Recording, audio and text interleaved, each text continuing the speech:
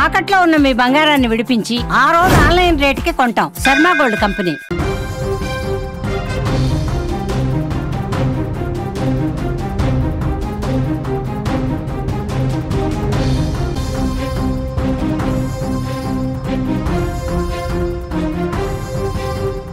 ధర్మస్థలి హత్యల కేసులో చాలా కీలక పరిణామం చోటు చేసుకుంది. ఇవాళ తొలి రోజు ఏదైతే సిట్ ఉందో కర్ణాటక ప్రభుత్వం ఏర్పాటు చేసిన సిట్ ఇవాళ తొలి రోజు విచారణ చేపట్టింది. ధర్మస్థలిలో దాదాపు 15 ప్రాంతాల్లో శవాలను పాతిపెట్టినట్టు ఎవరైతే ఫిర్యాదుదారుడు ఉన్నాడో, మాజీ ఉద్యోగి ఎవరైతే ఉన్నారో ధర్మస్థలిలో తను 100కు పైగా శవాల్ని పాతిపెట్టానని చెప్పాడు, ఆరోపణలు చేశాడో, ఎవరైతే పోలీసులకు వచ్చి సమాచారం ఇచ్చాడో ఆ వ్యక్తిని తీసుకొచ్చి ఇవాళ పోలీసులు విచారణ జరిపించారు. ధర్మస్థలిలో దాదాపు 15 ప్రాంతాల్లో తను డెడ్ బాడీస్ని పాతిపెట్టినట్టుగా 15 ప్లేసుల్ని గుర్తించాడు. మీరు చూస్తున్నాడు 13వ ప్లేస్కి సంబంధించిన కీలక వీడియో మీరు స్క్రీన్ పైన చూస్తున్నారు. ఇది 13వ ప్రాంతం. ధర్మస్థలిలో మొత్తం ఇలాంటి ప్రాంతాలు 15 చోట్ల. ఇది పూర్తిగా ఏదైతే నేత్రావతి నది ఉందో ఆ నదీ పరివాహక ప్రాంతం. నేత్రావతి నది పరివాహక ప్రాంతంలో మీరు 13వ ప్లేస్ను సంబంధించిన వీడియో చూస్తున్నారు. ఈ వీడియో మనకు కొద్దిసేపటి క్రితం ధర్మస్థలి నుంచి అందింది. ఈ వీడియోలో మీరు చూస్తున్న ప్రాంతం ఇక్కడ కూడా ఆయన ఎవరైతే ఆ మాజీ పారిశుద్ధ్య కార్మికుడు ఉన్నాడో ఇక్కడ కూడా దాదాపు కొన్ని శవాల్ని పాతిపెట్టినట్టు, ఇది మొత్తం ఇలాంటి ప్లేసులు 15 ఉన్నాయి, ఇక్కడ కూడా శవాలని పాతిపెట్టినట్టు ఆయన పేర్కొన్నాడు. ఈ 13వ ప్లేసులో కొన్ని మహిళల శవాలు, నగ్నమైన శవాలు, అత్యాచారానికి గురై హత్యకు గురైన శవాలని ఇక్కడ పాతిపెట్టినట్టుగా అతను ఒప్పుకున్నాడు. ఇవాళ ఉదయం నుంచే ధర్మస్థలిలో విచారణ కొనసాగింది. ఉదయం నుంచి మాజీ పారిశుద్ధ్య కార్మికుడు ఉన్నాడో ఆయనను తీసుకొని సిట్ అధికారుల బృందం ఎవరైతే ప్రణబ్ మహంతి ఉన్నారో, ప్రణబ్ మహంతి నేతృత్వంలోని సిట్ అధికారుల బృందం ధర్మస్థలికి వచ్చింది. ప్రత్యేకంగా ఆ పారిశుద్ధ్య కార్మికుడిని పూర్తిస్థాయి భద్రతా బలగాల మధ్య అతన్ని తీసుకొచ్చారు. సిట్కి తీసుకొచ్చి అతన్ని ఎక్కడైతే తను ఆరోపణలు చేసినట్టుగా తను చెప్పినట్టుగా శవాలను పెట్టాడో ఆ ప్రాంతాలని అతన్ని తీసుకొని సీన్ రీకన్స్ట్రక్షన్ అంటారు దీన్ని క్రైమ్ పరిభాషలో. ఆ సీన్ రీకన్స్ట్రక్షన్ చేశారు. ఎక్కడెక్కడైతే శవాల్ని పాతిపెట్టారో ఆ ప్రాంతాల్లో తిరుగుతూ అతను ఎవరెవరి శవాల్ని ఏ ప్రాంతాల్లో పాతిపెట్టాడనే విషయాల్ని తెలుసుకున్నారు. అంతేకాదు శవాల్ని పాతిపెట్టిన 15 ప్రాంతాల్ని మార్క్ చేశారు. మీరు 13వ ప్రాంతం చూస్తున్నారు, దాని చుట్టూ క్రైమ్ అంటూ ఒక బార్డర్ వేశారు. ఆ మార్క్ చేసిన ప్రాంతంలో మరెవ్వరూ వెళ్లకుండా అక్కడ ఎటువంటి తవ్వకాలు జరగకుండా ఉండేందుకు ప్రత్యేక భద్రతా సిబ్బందిని కూడా ఏర్పాటు చేశారు. ఒక్కో చోట 2 పోలీస్ గార్డుల్ని నియమించారు. మొత్తం 30 మంది సిబ్బందిని ఈ ప్రాంతంలో ఉంచినట్టుగా కొద్దిసేపటి క్రితమే కర్ణాటక పోలీసులు సిట్ ప్రకటించింది. 30 మంది పోలీసులు అక్కడ తవ్వకాలు పూర్తయ్యే వరకు.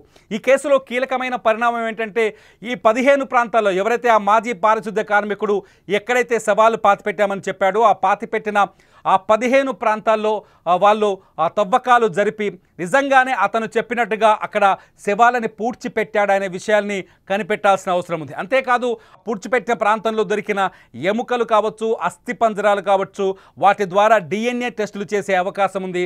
అంతేకాదు ఆ DNA టెస్టుల ఆధారంగా ఎవరైతే గడిచిన 1995 నుంచి 2014 వరకు తమ కుటుంబ సభ్యులను లేకపోతే మిస్సింగ్ కేసులున్నాయో అటువంటి కేసుని ఐడెంటిఫై చేసి వాళ్ళని పిలిచి ఆ DNA టెస్టుల ద్వారా ఆ డెడ్ బాడీస్ ఎవరేవని గుర్తించాల్సిన అవసరం కూడా ఏర్పడుతుంది. ఒకవేళ ఇక్కడ అతను చెప్పినట్టుగా శవాలు దొరికితే ఈ ప్రక్రియ ముందుకు వెళ్ళే అవకాశం కనిపిస్తుంది. ఆ డెడ్ బాడీస్ దొరుకుతాయని అతిపెద్ద ప్రశ్నగా మారింది. ఎందుకంటే అతను పోలీసుల దగ్గరకు వచ్చేటప్పుడు చాలా స్పష్టంగా కొన్ని విషయాలు చెప్పాడు. తాను పాతిపెట్టిన శవాలకు సంబంధించిన కొన్ని అస్థిపంజరాల్ని ఒక బ్యాగులో, నల్లటి బ్యాగులో వేసుకొని కోర్టుకు వచ్చాడు. కోర్టులో ఆ అస్థిపంజరాల కూడా సాక్ష్యాల కింద సమర్పించాడు. ఆ తర్వాత ఆ డెడ్ బాడీస్ని కూడా నేను గుర్తిస్తాను, వెలికి తీస్తానని చెప్పాడు. తనకు పూర్తిస్థాయి భద్రత కావాలన్నాడు. కొందరు ప్రభావితులైన వ్యక్తులు, ధర్మస్థలి ప్రాంతంలో ప్రభావితులైన వ్యక్తులు కొందరు తన చేత ఈ పనిని బలవంతంగా చేయించారని ఆరోపణలు చేశారు. ఆ సిట్ ఏదైతే ప్రత్యేక ఇన్వెస్టిగేషన్ బ్యూరో ఉందో, ప్రత్యేక దర్యాప్తు బ్యూరో ఏదైతే ఉందో ఆ బ్యూరో ఆ 3 IPS ఆఫీసర్లతో పాటు ప్రత్యేకమైన బృందం ఒకటి, ఆ బృందం మొత్తం ఇక్కడికి వచ్చి పూర్తి స్థాయిలో విచారణ జరిపింది. ఆ విచారణలో భాగంగా ధర్మస్థలిలో ఎక్కడెక్కడ అతను తిరిగాడు, అతను చూపించిన ప్రాంతాన్ని మార్క్ చేశారు, అతని శవాల్ని పాతిపెట్టిన ప్రాంతాలని మార్క్ చేశారు. అక్కడ డెడ్ బాడీస్ ఉన్నాయా లేవా, గతంలో పాతిపెట్టారు. ఇప్పటికే దాదాపు 20 ఏళ్లకు పై 20 నుంచి 30 ఏళ్ళు కూడా కావస్తుంది. ఆ ప్రాంతంలో ఈ ఎముకలు కానీ అవశేషాలు కానీ లేకపోతే అస్థిపంజరాలు దొరికే అవకాశం ఎంతవరకు ఉందనేది కూడా ఇక్కడ ఆసక్తికరంగా మారుతుంది. ఒక్క శవానికి సంబంధించిన ఒక మృతదేహానికి సంబంధించిన ఎముకల అస్థిపంజరాన్ని తన బ్యాగులో పెట్టుకొని తీసుకొచ్చాడు. ఆ బ్యాగులో పెట్టి తీసుకొచ్చిన తర్వాత అతను వాటిని సాక్ష్యంగా కోర్టుకు సబ్మిట్ చేశారు, పోలీసులకు సాక్ష్యంగా చూపించాడు. ఇప్పుడు ఈ మొత్తం దాదాపు 100కు పైగా డెడ్ బాడీస్ని పాతిపెట్టానని అతను చెప్తున్నాడు. కాబట్టి ఆ 100కు పైగా డెడ్ బాడీస్లో ఎన్ని బయటకు దొరుకుతాయి, ఎన్ని మృతదేహాలకు సంబంధించిన అస్థిపంజరాలు దొరుకుతాయి, ఎన్ని మృతదేహాలకు సంబంధించిన అవశేషాలు దొరుకుతాయి అనేది ఇప్పుడు ఆసక్తికరంగా మారుతుంది, ఇంట్రెస్టింగ్గా మారుతుంది. చూడాలి ఈ మొత్తం వ్యవహారం ఎటు మలుపు తిరుగుతుందనేది. ఇప్పటికే ఈ అంశం పైన కొన్ని కోర్టు కేసులు ఉన్నాయి. ఈ అంశంలో ప్రసారం ఈ మీడియా పైన ఆంక్షలు కూడా ఉన్నాయి. కొన్ని విషయాలని ప్రసారం చేయకూడదంటూ గాగ్ ఆర్డర్ని తీసుకొచ్చారు హైకోర్టులో. ఎవరైతే ధర్మకర్తల కుటుంబం ఉందో ఆ కుటుంబం అయితే వాళ్ళపైన కొందరు పరోక్షంగా విమర్శలు చేస్తున్నారనే చర్చ ఉంది. కానీ ఈ వ్యక్తి ఎవరైతే ఈ పారిశుద్ధ కార్మికుడు చెప్పిన మాటల్లో వాస్తవం ఉందా, నిజంగానే ఇతను అన్ని శవాలని 10 సంవత్సరాలు 1995 నుంచి 2014 వరకు అన్ని శవాలని పూడ్చిపెట్టాడా అన్నది ఇప్పుడు ఇక్కడ అతిపెద్ద ఆసక్తికర ప్రశ్నగా మారుతుంది. ఒకవేళ అక్కడ పూడ్చి పెడితే ఆ అవశేషాలు దొరికితే, ఆ శవాలకు సంబంధించిన అస్థిపంజరాలు దొరికితే ఊహించని విధంగా ఈ కేసు మరో మలుపు తిరిగే అవకాశం కనిపిస్తుంది. ఇది దేశంలోనే కాదు ప్రపంచవ్యాప్తంగా అతిపెద్ద భయంకరమైన సంఘటనగా రికార్డ్ అయ్యే ప్రమాదం కనిపిస్తుంది.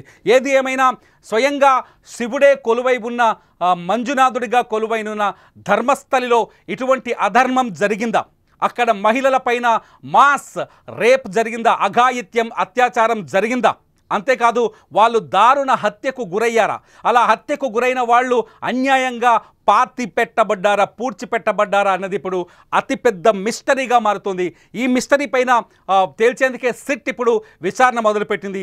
ఈ సిట్ విచారణ ఏ విధంగా ముందుకు సాగనుంది అనేది ఒకవైపు అయితే, మరోవైపు ఇంకో కీలకమైన చర్య కూడా కొనసాగుతుంది.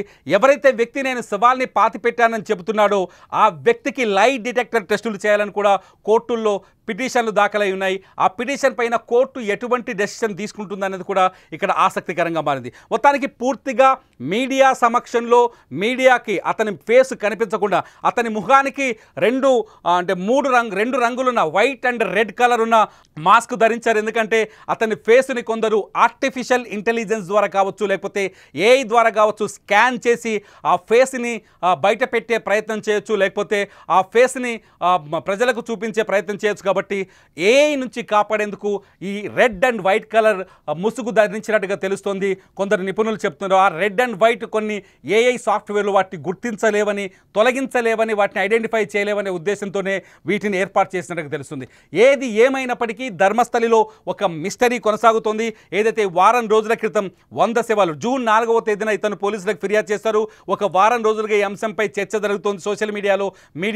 ఇవాళ విచారణ మొదలు కావడం ధర్మస్థలి సంఘటన ఒక్కసారిగా దేశం దృష్టిని ఆకర్షించింది. మీరేమనుకుంటున్నారు? ధర్మస్థలిలో నిజంగా 100 శవాల్ని పూడ్చిపెట్టారా? 100 శవాల్ని పూడ్చిపెట్టారనే నమ్మకం మీలో ఉందా? 100 శవాల్ని పూడ్చిపెట్టానని చెప్తున్న వ్యక్తి మాటల్లో వాస్తవం ఉందా? ఉదయం నుంచి మేము ఇదే ప్రశ్నలు అడుగుతాం. వాస్తవం ఉందా అనే విషయంపై మీరు మీ అభిప్రాయాన్ని మాకు తెలియజేయండి. ఈ వీడియో కింద కామెంట్ చేయండి. ఈ వీడియో కింద మీ అభిప్రాయాన్ని కామెంట్ చేయడం ద్వారా ధర్మస్థలిలో నిజాల్ని వెలికి తీసేందుకు మీరు సహాయం చేసిన వాళ్ళు అవుతారు. చూస్తూనే ఉండండి ధర్మస్థలికి సంబంధించిన అప్డేటెడ్ సమాచారం కోసం సుమన్ టీవీ డిజిటల్ లైవ్, అట్లాగే సుమన్ టీవీ లైవ్.